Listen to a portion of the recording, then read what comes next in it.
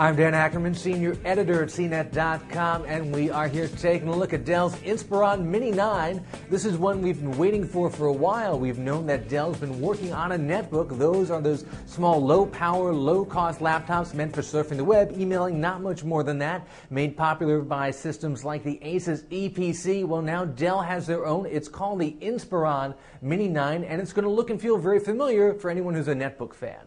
Like most of the current breed of netbooks, it's got a 9-inch screen, actually an 8.9-inch screen. It's got Intel's Atom CPU. It's got a gig of RAM and Windows XP. Now, a setup like that is going to cost you around $500, which is kind of the sweet spot for a netbook. You can actually knock it down to about $350 if you get a smaller solid-state hard drive. This one is a 16-gig drive. Go down to 512 megs of RAM and switch out the XP for Linux.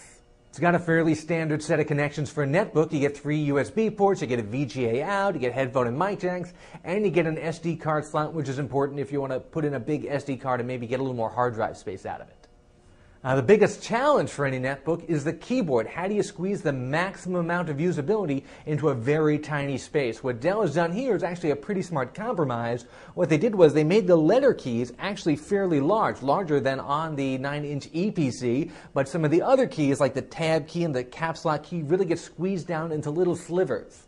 And if you notice something missing, it's the whole function key row. That's actually been moved down here as alternate keys on this row of letters right here. In typical Dell fashion, this guy's actually pretty configurable, which is something of a rarity in the netbook world. You can add or get rid of the webcam or even add a Bluetooth internal antenna, which is very important if you want to take your cell phone and tether it for some mobile broadband action.